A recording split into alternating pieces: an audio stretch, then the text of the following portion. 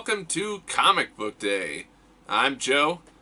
This is episode number 11, and this is going to be a little bit of a shorter episode because I didn't have time to read all the comics that I bought this week. I just got a new job, so I've been kind of busy with that and finishing off my old job. But whatever, that's not what this is about. This is about all the new comics that I bought this week. And so I'm going to start with Amazing Spider-Man Wakanda Forever, number 1. This is a new limited series. It's 3 parts, I'm pretty sure. It's following the Dora Milaje, and they're here in America, in New York specifically, hunting down Nakia, who is now going by Malice. And that was kind of the biggest takeaway from this, I thought. If you've seen the Black Panther movie, which most people have, Nakia is his love interest in that, but apparently in the comics she's become a villain over time, and I didn't know about that at all. So that was kind of cool to find out that bit.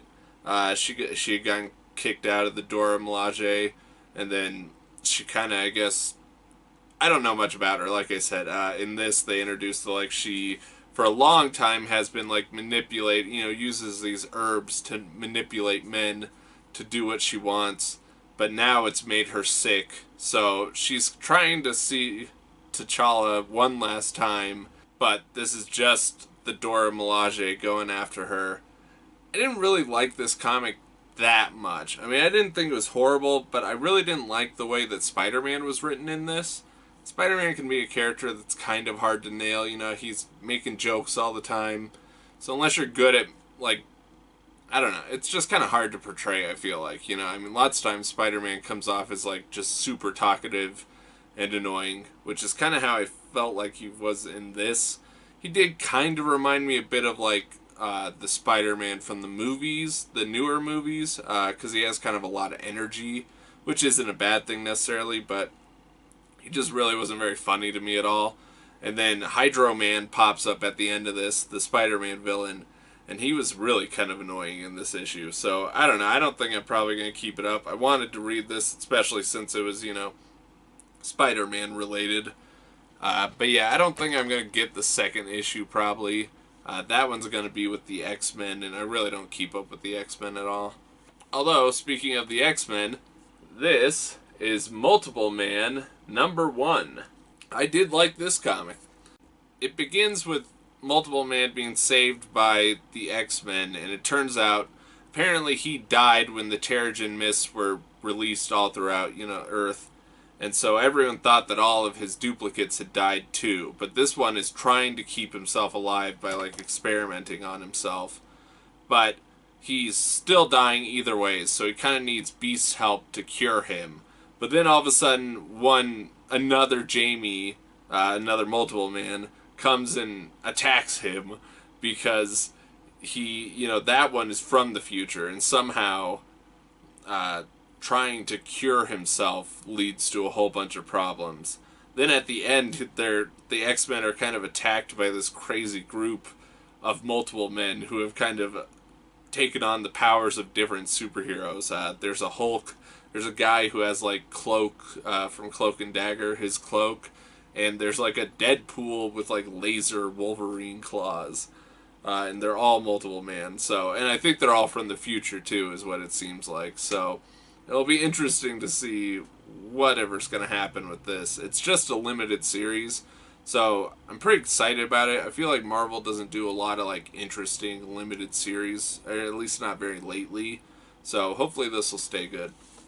This is Kill or Be Killed number 20.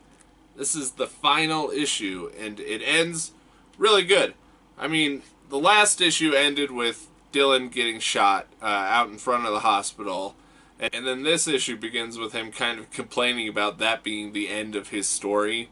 So we get to see this whole fantasy where he's kept alive after being shot, and then he goes back to being a vigilante, and Detective Sharp is now kind of giving him people to go after, and he completely becomes this superhero almost by the end of it. But, it's revealed to all be fake, and that Dylan is just still dying outside of the hospital. But it was really cool to see like that kind of change in the. I liked how they like kind of changed his costume, and he mentions that he like always has to for safety.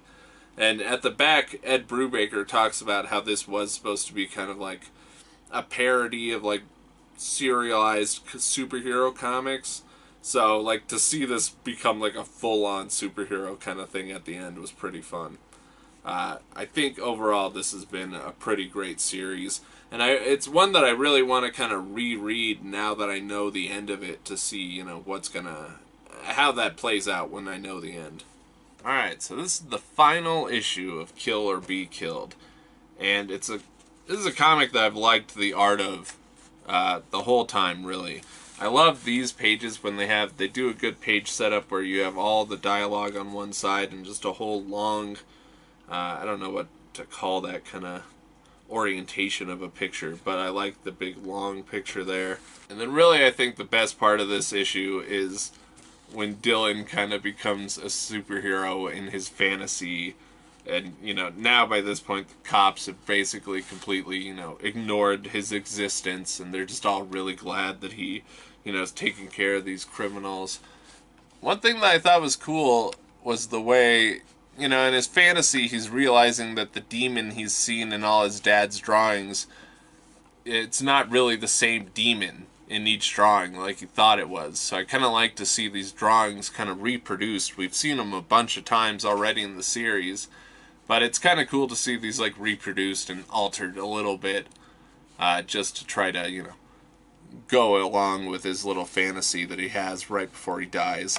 I kind of figured this would be what happens in this issue, actually, was that, this issue is a lot of him just kind of fantasizing of what if he didn't die, and then them dealing with kind of, the fallout. And here you have Detective Sharp telling Kira that, Dylan's whole truth of being the vigilante and everything. And then the final shot of this is really great, where it sets up that, now maybe Kira is going to follow in Dylan's footsteps, and that the demon, maybe it is real and it's kind of infects anyone around it. So, really, I think it was a really great series. I love these Ed Brubaker and Sean Phillips comics so far, the ones they're doing for Image. I think they have like 5 different series or something, but it's been several years since they first started that. So yeah, I'm excited to see what'll come from them. And so that's all the comics that I read this week. But also this week I bought The Flash, number 49, Marvel 2-in-1, number 7, The Terrifics, number 6, Image Plus, number 11. All of these I enjoy, pretty much all the time. The Terrifics is still one that I kind of am on the fence about a little bit. A guy at the comic book store was kind of giving me shit about reading the Terrifics when I could just be reading some Fantastic Four comic, which kind of made me realize maybe I should just go through and read some old Fantastic Four comics and maybe like pick up a, different trade paperback, or just like, read like a really good like classic Fantastic Four story. So I don't know, maybe I'll do that, but I'm going to keep with the Terrifics, because, even though the Terrifics is kind of a ripoff of the Fantastic Four, I think they're doing a really good job at it, so I kind of think it's okay that it's a copy. Deadpool was just a copy of Deathstroke to begin with. Terrifics isn't as different as Deadpool is, but really Deadpool became, this funny, fourth wall breaking guy. Originally he was just a knockoff character. So, thanks for watching this week. Hopefully next week I'll have some more time and it won't be as short, but it could be for a little bit still, because, the new job and I gotta get used to that.